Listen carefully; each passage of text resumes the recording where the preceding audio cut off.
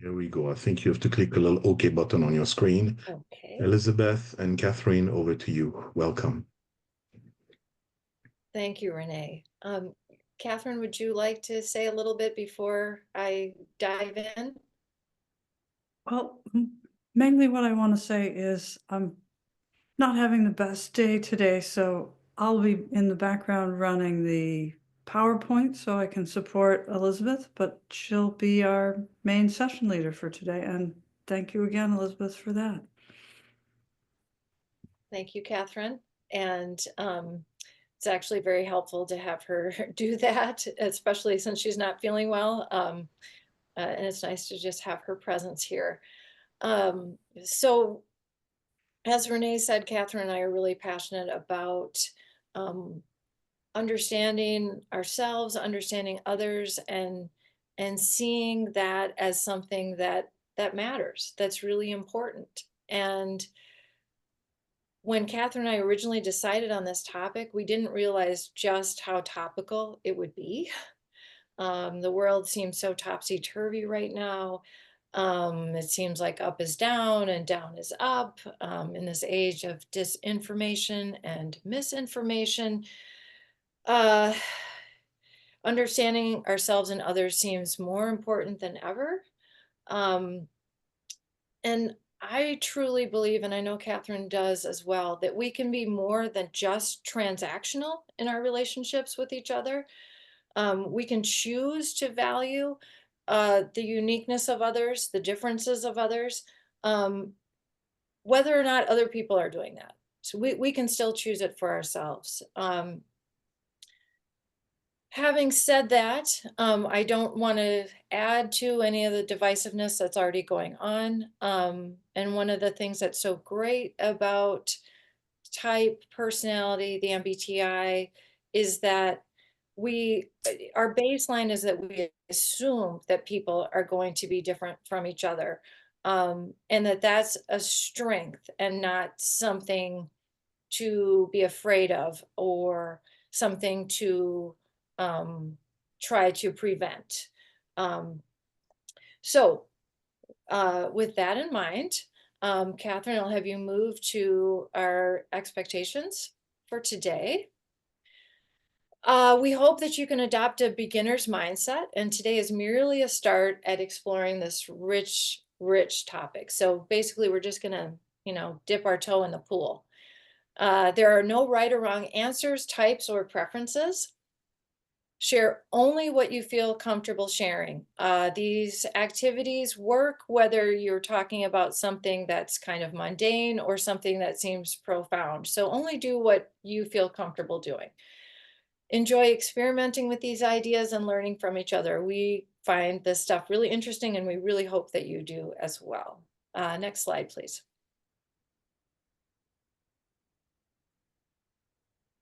Catherine? Oh, we seem stopped on this slide. Okay, here we go. So, what is gaslighting? Let's get into that. Gaslighting occurs when one's thoughts, feelings, behavior, experience, and perceptions are minimized, belittled, or rejected. Gaslighting occurs when individuals, institutions, groups, workplaces, can happen in families, insist that their version of reality is the only correct one. Gaslighting occurs when a person or entity takes advantage by limiting individual expression or choice, stopping the free consideration of views, and stifling discussion. And it's a kind of a strange term. It comes from a story about a couple in a relationship where one person was trying to make the other person not believe her own experiences. So that's why especially if you're a non-native English speaker, you've heard this term and you probably think this is really strange. And it is kind of a strange term, but in this story, one character was telling the other character that lights were off when they were on, or on when they were off. So gaslighting in a sense is saying that what you experience isn't valid by somebody else. Okay. Hopefully that makes sense to people. Next slide, please. Okay, again, some of you might be non-native English speakers, so I just wanted to be clear about what's in this PowerPoint. When you see GL, that means gaslighting. And the reason why it's not always spelled out is we didn't want our slides to be too crowded. So sometimes it was better for the visual impact of the slide to just use GL as an abbreviation for gaslighting, which is a long word. And when you see E, this is an abbreviation for extroversion. And when you see I, this is an abbreviation for introversion. So just so there's no confusion. Okay, next slide, please.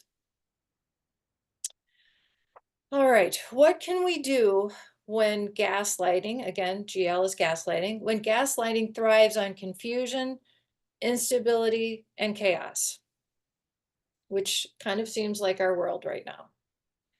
We can do our best to honor and respect ourselves and our own needs, even if our needs are very different from others around us. This is so, so important.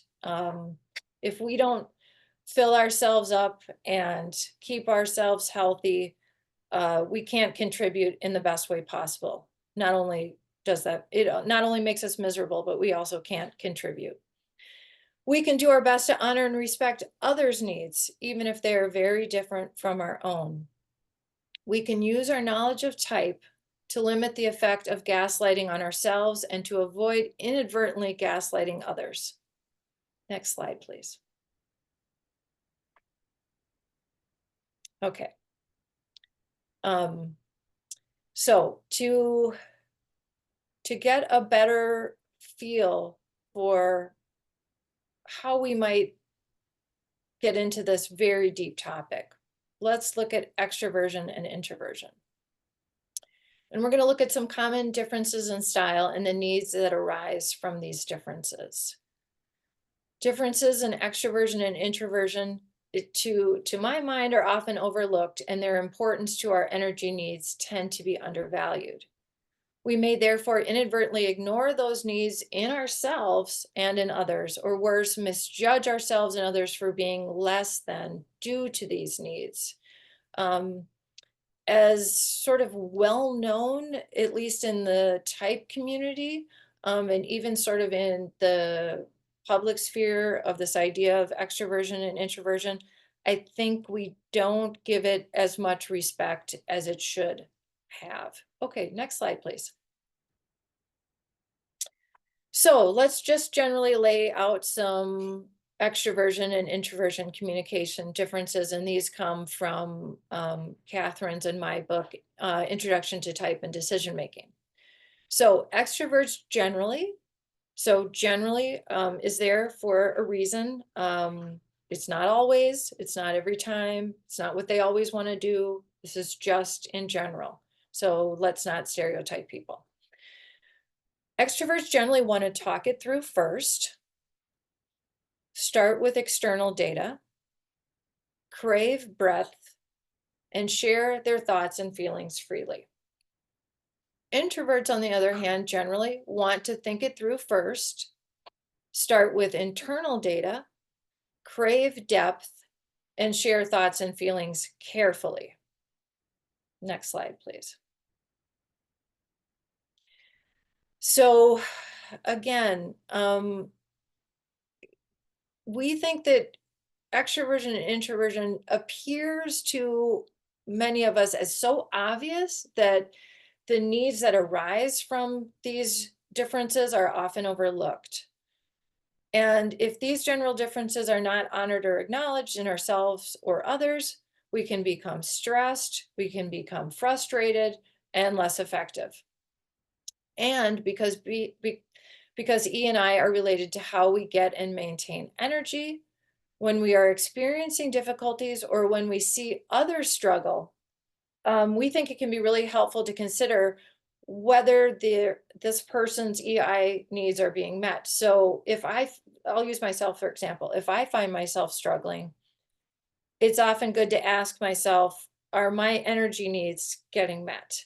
Because if I'm not at my best, chances are they're not getting met. Or if I see someone else struggling, seeming tired, seeming frustrated, seeming less themselves, I might want to inquire as to if their extroversion or introversion needs are getting met. It's so sort of obvious that I think we often overlook its importance. And I think we all need, I can say about myself, need more energy these days. So if we can look at this and maybe do something about it, things can be a little bit better. Okay, next slide, please. So how can we honor EI needs without gaslighting? Well, first of all, and it's so obvious, but it's often something that we don't do, is tell others what we need. Or if they don't understand our point of view, which absolutely happens, put ourselves in a situation where we can better meet our own needs. So here are some very, very simple general suggestions, some simple concrete suggestions. So if you have a preference for extroversion and you're feeling like your needs aren't getting met, call a friend, go to a colleague's desk, go to a busy place where there's lots of people, lots of interaction, lots of things going on. Offer to do a favor which necessitates interaction. On the other hand, if you have a preference for introversion and you feel like you're not getting your needs met, take a walk. Go to a place where there's an expectation of silence, like a library, for example, or some kind of a waiting room. Run an errand that will allow you some time away, or take a nap. And why I put that in quotes is when my daughter was little, not so little that she couldn't be on her own, but young enough where there was still a lot of parenting needs for me. And at that time, my husband was working full time and going to school at night, so he wasn't home a lot. So sometimes I would literally tell my daughter that I needed a nap, not because I didn't love her and didn't want to be with her, but just because I needed some time just to myself, just to recharge. And then I came out, even though I wasn't actually sleeping, I came out better able to be a good parent to her. So that's why I put that in quotes. But if you fall asleep, that's okay too. So do what you might need to do to get some solo time if you're an introvert. Next slide, please. So to continue, how we might honor needs without gaslighting. Just as it is important for us to get our own needs met and to maybe be creative about how we do that, especially when sometimes people might be well-meaning, but they don't understand. We can model for them. We can allow others to get what they need without hassle or judgment. We don't like being judged, so it's really great if we don't do that to other people. And if we show other people that it's okay to take care of your needs, they're more likely to do that, and they're more likely to understand that it's okay for us to take care of our needs. Now, having said that, this does not mean that you are the one who should or will fulfill those needs, okay? It might be that they have to get those needs met through other means or with other people, but allowing them safe passage, so to speak, to get those needs met, is really wonderful and important. And so I think it's a great thing for us to do for others. Encourage others to do things like the aforementioned suggestions that I made on the slide before. Tell others that you need to do these sorts of things too from time to time. Normalize taking care of yourself and normalizing taking care of others. Okay, next slide, please. So to make this more concrete and to make this more of a learning experience for everyone and not just me talking, in the chat, I'd like you to record one way today that you can endeavor not to gaslight someone who has an E or I difference, different from yourself, or one way that you can help yourself better get your energy needs met. And simple ideas are great. Feel free to use any of the previous suggestions that I made, come up with new ones. don't think or work too hard, but go ahead and put that in the chat.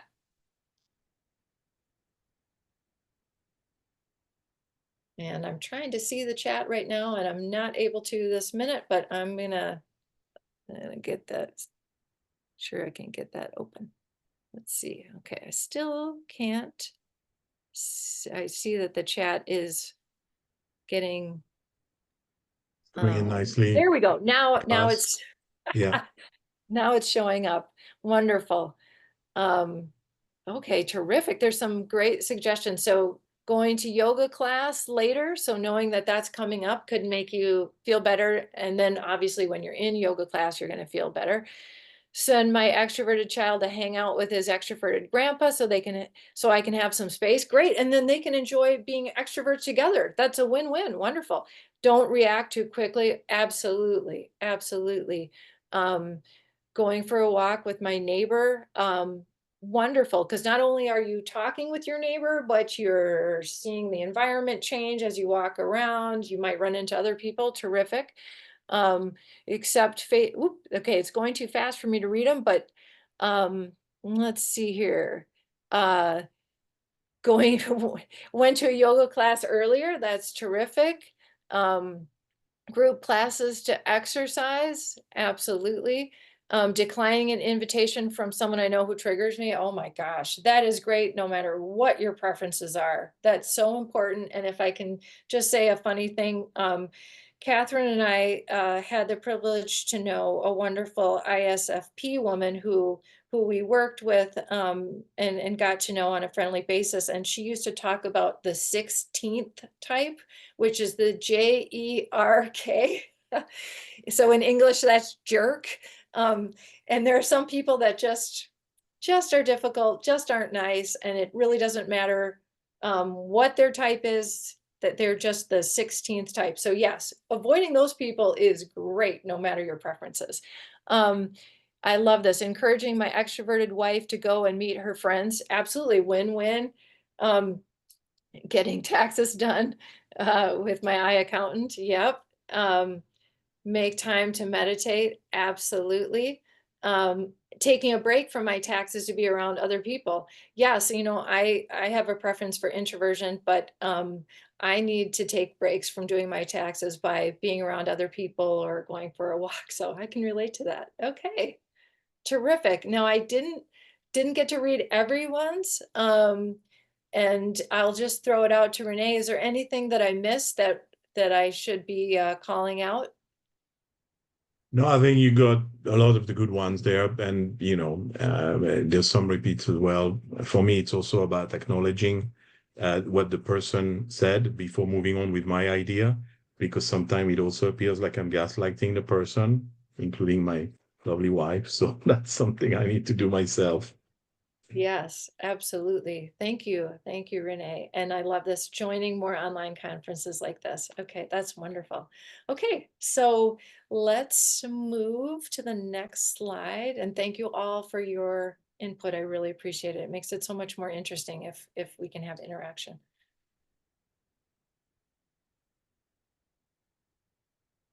Let's see. Katherine, can you move us to, oh, sorry. Okay.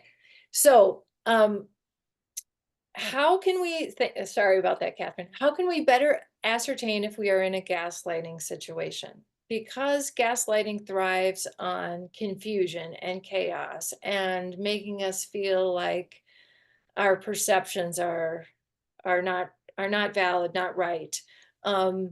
We can use sensing, intuition, thinking, and feeling, or the functions, to explore and examine our circumstances. It's really neat because it kind of gives us a roadmap to look at situations where we wonder, am I being gaslit? What's really going on? We can employ the functions to ask questions, which can help cut through the confusion that is the sad, difficult, and frustrating hallmark of gaslighting. Next slide, please. Okay. The functions can be a tool to regain perspective. Sensing, intuition, thinking, and feeling can help us look at situations holistically. I mean, you really are covering a lot of ground if you look at all four.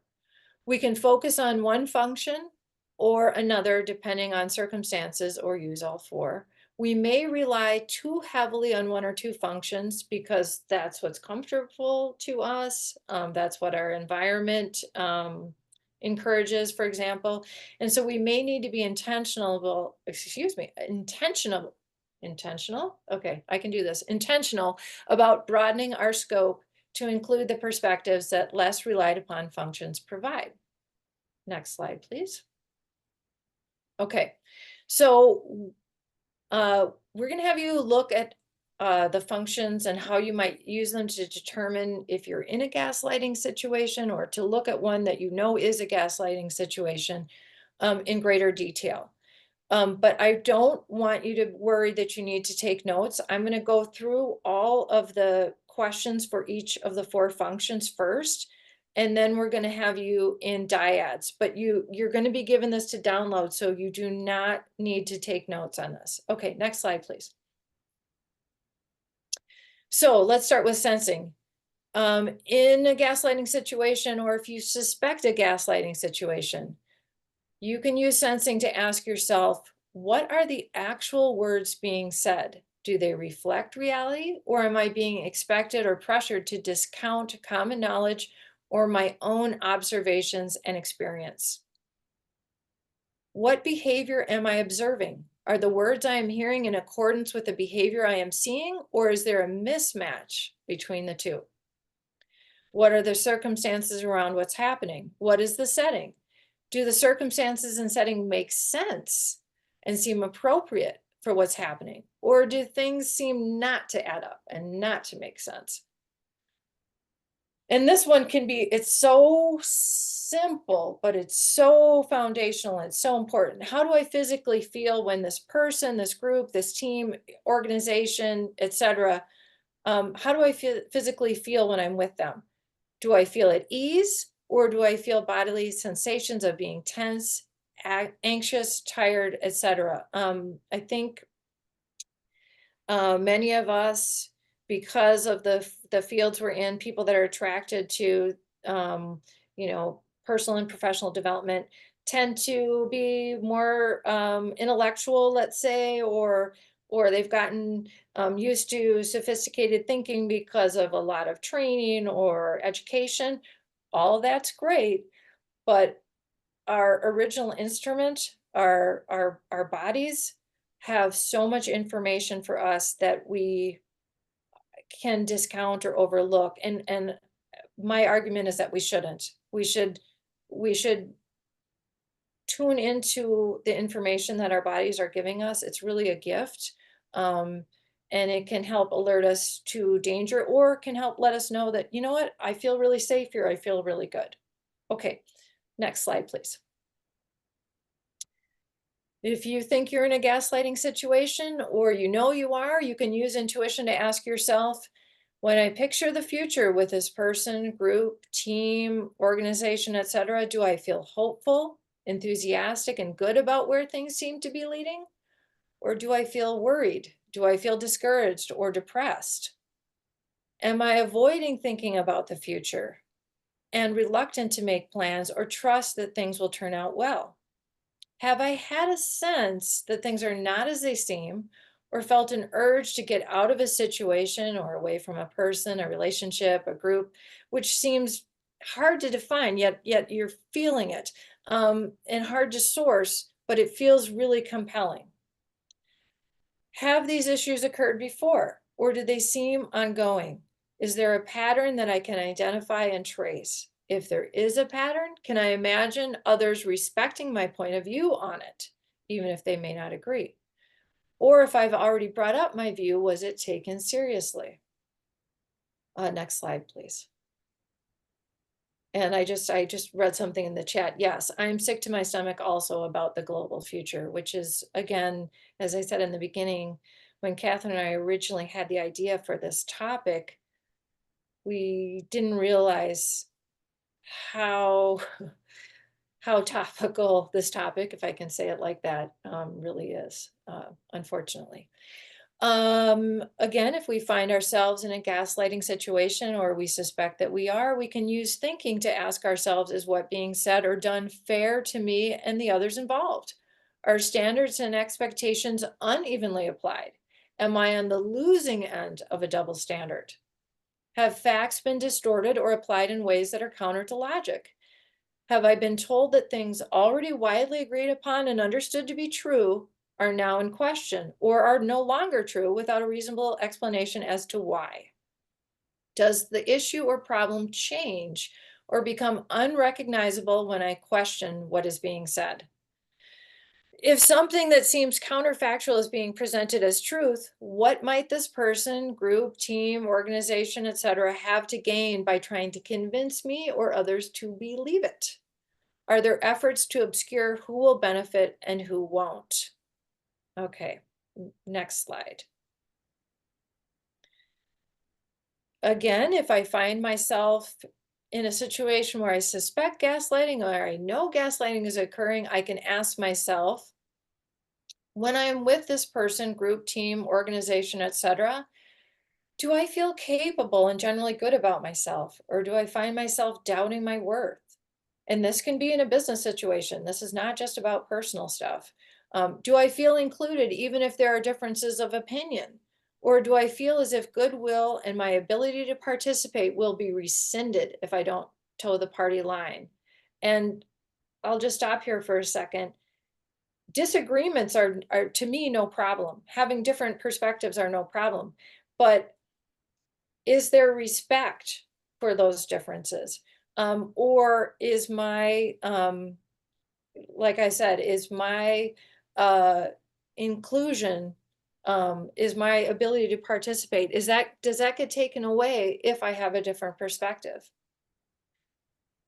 Am I in a mutually respectful situation, or am I alone in making sacrifices, finding my needs trivialized, or repeatedly told that they will be addressed at a future time that never comes? Do I find myself trying to make excuses for bad behavior done to me that if I witnessed being done to someone else, I would easily find unacceptable? And I think this is really important.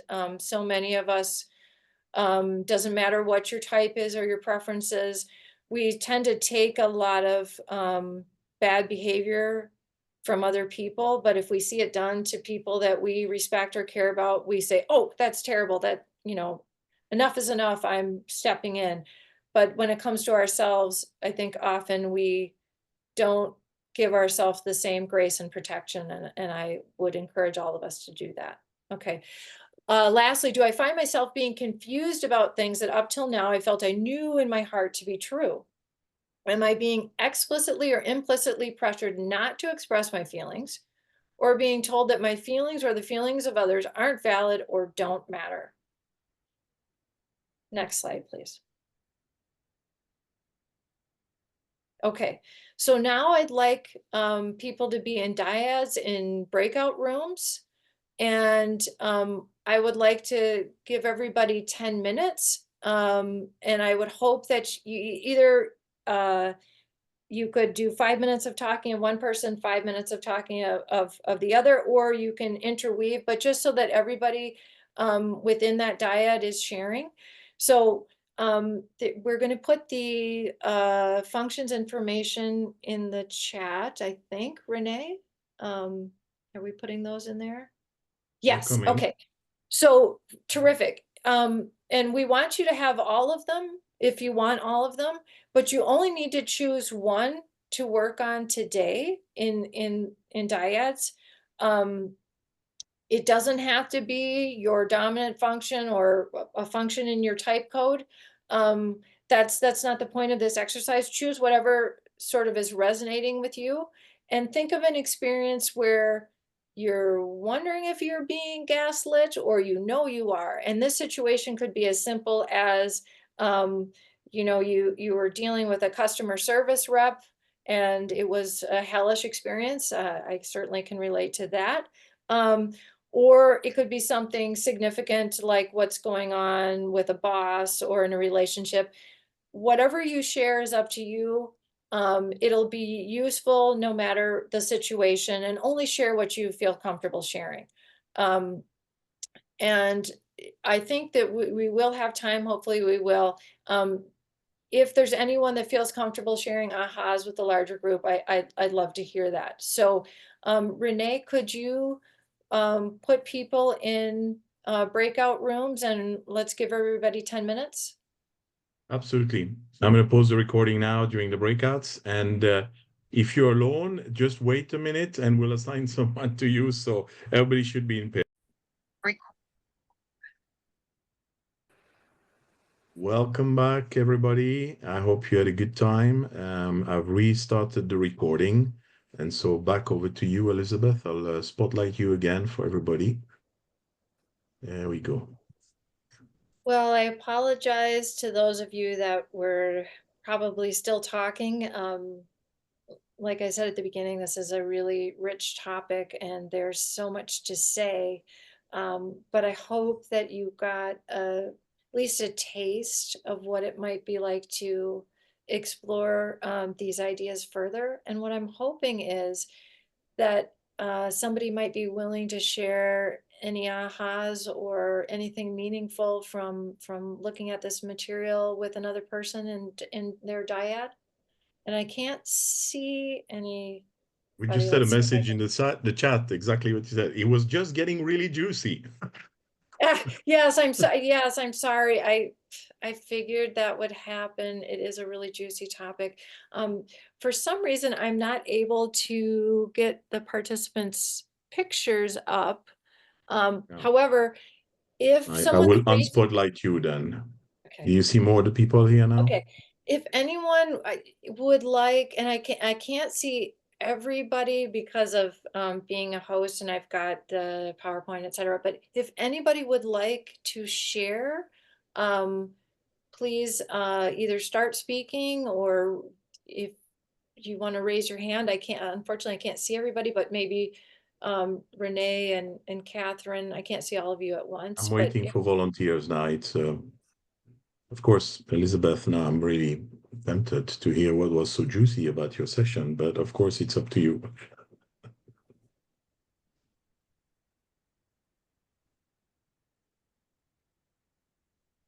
Anybody else? Come on. Well, I had an aha moment when I was talking with my INFJ friend that I've made today. Just that INFJ can have a tendency to burst someone else's bubble if someone's putting on a mask and putting on a bit of an act to protect themselves. And if we're not being terribly self-aware, we can go right in there and say that that's silly, or no, that's not a problem, whatever. And I realized that I love this term gaslighting in this context. I've never thought of using that phrase, but it's what you're doing. What I might be doing in that situation. I might be taking away the thing that the person's put in front of themselves because I can see through it. So I need to just burst it, when actually I should meet them where they are. And so I don't know if that made sense to anyone other than me, but it makes sense to me. And is it Isabel? Is that, am I Isabel. pronouncing your Isabel? Isabel. Okay, Isabel.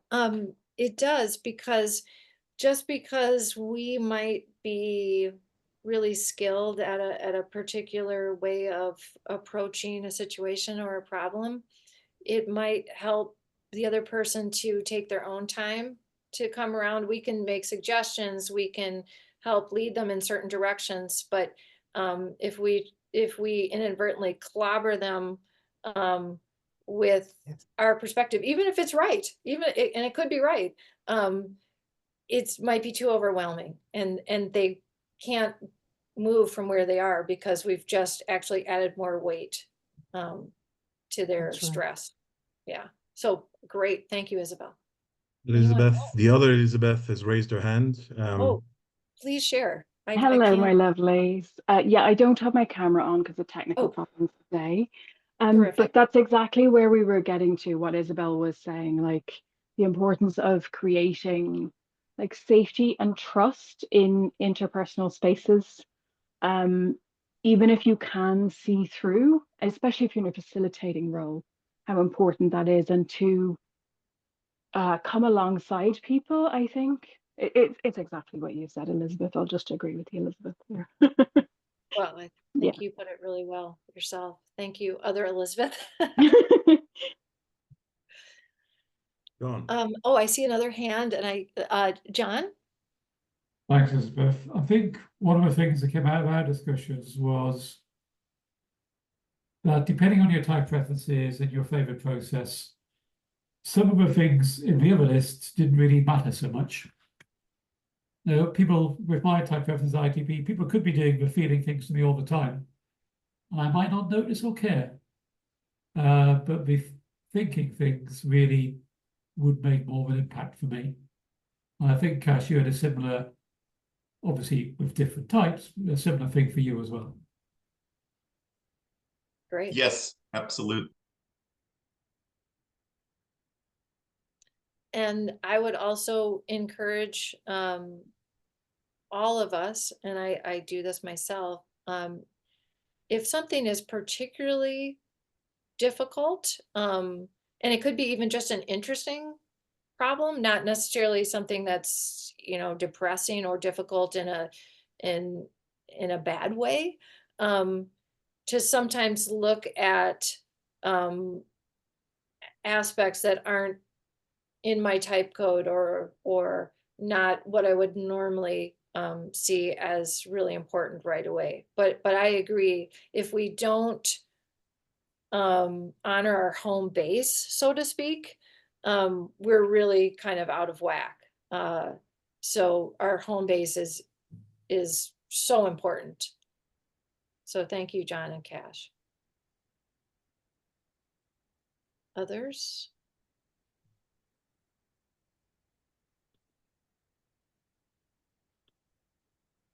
I'm just scrolling through because I just don't want to miss anybody if anyone wants to share. And no one needs to share beyond the wonderful comments we've already had, but I just want to make sure.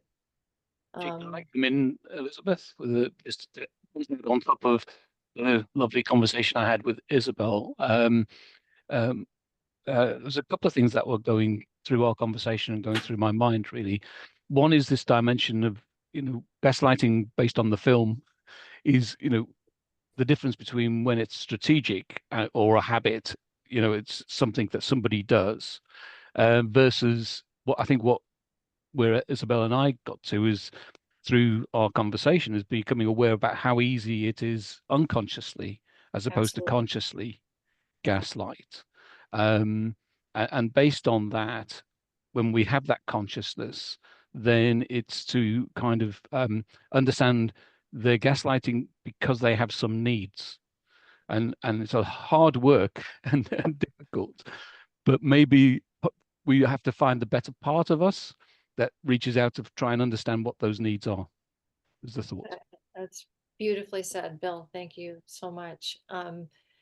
Well, I'm going to move on Sorry, to the next. Elizabeth, if Oh, I may, sorry, because I wanted to rebound please, on Renee. that as well, because my understanding of gaslighting was always somebody intentionally, ignores or puts someone down by negating what they believe, what they say, but I'm hearing that it could also be linked because, people put a mask because they don't feel safe to be fully themselves. And is that also gaslighting, or, I'm just trying to understand better. It's a great question. And I think the way that Katherine and I envisioned it is that what's great about understanding ourselves and others better, or at least the desire to understand ourselves and others better, and what our own needs and others' needs might be, is that if we make mistakes, they're likely unintentional. But we have that inner drive to try to be understanding of ourselves and others, especially when the world around us has become very divided, aggressive. You're in or you're out, black and white, and then also with misinformation and disinformation, which really is gaslighting. So I'm not answering your question perfectly, but I think that we inadvertently gaslight each other, because we're not seeing the fact that differences are just totally natural. I mean, if you look in nature, it's not like we're not all trees, we're not all human beings, we're not all dogs running around. We're many different things. We're everything from the smallest amoeba to an elephant. So diversity is everywhere. But for some reason we've forgotten that, and or we're somehow seeing that as a problem. And I would argue it's a strength. But even those of us that are in this business and care about making the most of differences, we can sometimes overlook how other people might approach things, how other people might feel. And so long way around, yes, we can inadvertently gaslight each other, but I think all of us are sort of part of the change that we're hoping to have, where we see that differences are okay, they're not bad, and it's okay to actually disagree, but be respectful of each other. So sorry, that's a long answer. Thank you. No, that's okay. Sharon, you've raised your hand as well. Please. Thank you so much. So one things that I have found in order to help cope through all of this, to navigate this worldwide mess that we're in, is that literally I spend every single night calling out disinformation. And I'm very careful how I do it. So keep in mind, I'm a very big intuitive person, but I intentionally force myself to go look up facts, figure out what is true. And then I say to the individual, hey, respectfully, here's some information that differs from that. And so I'm very careful not to just, although I did on one person the other day who had to take back they were going after somebody that I know very well and spreading falsehoods. And so I called her out on that. But for the most part, I'm just very careful and say, hey, here's some information that's different from that. I'd love for you to take a look at it. What do you think? And the good news is that some people responded back going, hey, didn't know that. Thought I didn't realize that's what was going on, because I feel like in some ways we've got to help people get past just reading headlines and thinking they know everything about a topic. And so again, I'm really having to drill down and use my sensor side to go after that, to educate myself. And then again, be careful in terms of how I'm not trying to make somebody prove how wrong they are, but to prove how there's other sides to this and this might be helpful and that sort of thing. So again, it's how you frame it up and how you say it. And I'll be in the true spirit of this, I actually am a facilitator for a process called Civility Leadership Institute, which is about bringing Democrats, Republicans, and independents.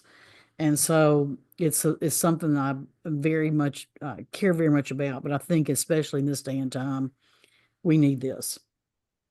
I agree. Yeah.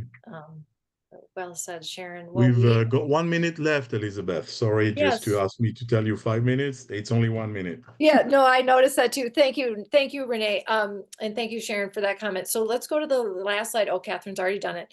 So I know some of you have to go right now because it's our hour is up. But if you have a moment, type one thing that you have come to love and respect about yourself in the chat, along with your 4-letter type, because I want us to also appreciate who we are, because the more we feel good about ourselves, the more we don't need other people to be the same as us. Do you know what I mean? If we take care of our own needs and celebrate who we are, we're much more likely to do the same for others. Okay, so go ahead, whoever's still here, please put in the chat.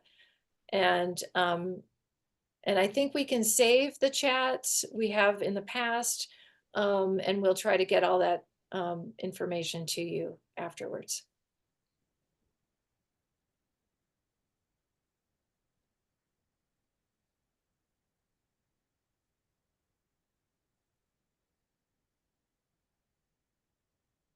Okay, so I'm let's see. So I think it's maybe, oh, I can't read them all. Sorry. I'm so glad everyone's saying their point of view. I've had a little technical You can glitch there. maximize it if you want as well, but there's quite a few coming in now. That's terrific. Thank you. That's really nice of all of you to share, even though we're 1 minute past. That's terrific. And I hope this was meaningful to everybody. It certainly was for me. And I'm sure it was for Katherine, who was so kind to move the slides for me. And Renee, to take care of everything for us. Thank you. Thank you, everybody. And thank you, Elizabeth and Katherine, for this great session. Really enjoyed it. And I'll stop the recording now. If people want to stay 1 or more 2 minutes to ask questions, it's okay. Otherwise, we have a couple more sessions. Well, actually, we have a plenary session about to start now. Personality hacker, Joe Mark Witt and Antonia Dodge. Very vibrant personalities as well. So please don't make sure not to miss that one as well. You have a 15-minute break now. Thank you so much and have a great continuation of the day. And again, thank you so much, Elizabeth and Katherine. Thank you. Thank you.